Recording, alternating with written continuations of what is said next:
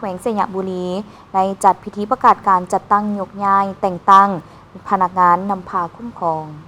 พิธีดังกล่าวได้จัดขึ้นที่หอประชุมใหญ่ของแขวงโดยการเข้าร่วมของทานเพ็งนิรันดร์คำพันเพ็งเลขาพรรคแขวงประธานสภาประชาชนแขวงสยบุรี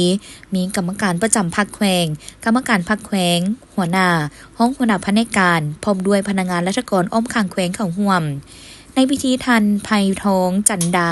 ห้องหัวหน้าคณะจัดตั้งแขวงสยบุรีได้ผ่านข้อตกลงว่าด้วยการยกย้ายพนักงานไปรับหน้าที่ใหม่คณะกรรมการปกครองแขวงสยบุรีตกลงยกย้ายดร.นางไก่ยศรศรีดากรรมการประจำพรรคแขวงเลขาคณะพรรคฮักทานหัวหน้าแผนกสาธารณสุขแขวงไปรับหน้าที่ใหม่อยู่ห้องว่าการสภาประชาชนแขวงพันมติตกลงว่าด้วยการยกย้ายพนักงานไปรับหน้าที่ใหม่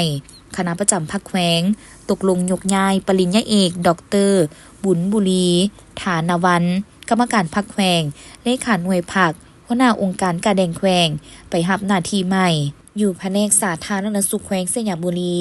ยกย้ายปริญญาเอกแววเพชรศรีบุญมาก่อนโฮมกงจักเป็นห้องเลขาคณะพรรคฮักทานห้องหัวหน้าแผนกทรัพยากรธรรมชาติและสิ่งแวดล้อมแขวงปัจจุบันสังกัดอยู่แผนกกสิกรรมและสิ่งแวดล้อมแขวงไปรับหน้าที่อยู่ห้องว่าการสภาประชาชนแขวง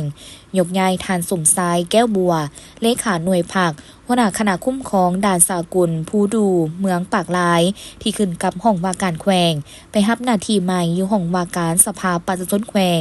ยกย้ายดร.สมัครวงภูมิกรรมการพรรคเมืองหัวหน้าห้องการสาธารณสุขเมืองไสสถานไปรับหน้าที่ใหม่อยู่องค์การการแดงแขวงพันมติว่าด้วยการยกย้ายพนักงานไปรับหน้าที่ใหม่คณะประจำพรรคแขวงสยบุรีตกลงยกย้ายทานนางคำภูพันธวงศ์หัวหน้าแขนงกงจักการจัดตั้งพรรคลาดคณะจัดตั้งแขวงไปรับหน้าที่ใหม่อยู่องค์การการแดงแขวงสยบุรีมติว่าด้วยการอนุมัติบ่งตัวแต่งตั้งเลขาคณะพรรคฮักทานแผนกสาธารณสุขแขวงคณะประจำพรรคแขวงตกลงแต่งตั้งปริญญาเอกดร.บุญบุรี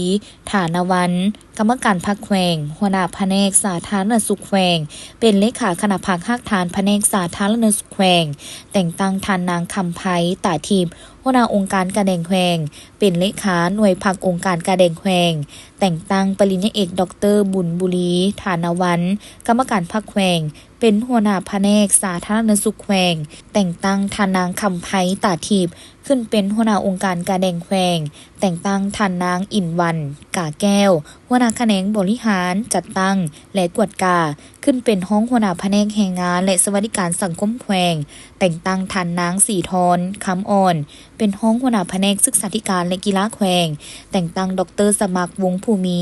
เป็นห้องหัวหน้าองค์การการแดงแขวงแต่งตั้งทานนางคำภูพันธวงศ์เป็นห้องหัวหน้าองค์การการแดงแขวงแต่งตั้งทานอนุสรณ์วงโลทองหัวหน้าแขนงคุณครัววิจัยข้อมูลข่าวสารขึ้นเป็นห้องหัวหน้าห้องการก่อสร้างฮักฐานการเมืองแขวงสยบุรีจากนั้นในพิธีได้มอบข้อตกลงให้ผู้ที่ถึงยกย้ายและแต่งตั้งเป็นเกียรติมอบของทานเพ็งนิรันดร์คำพันเพ็ง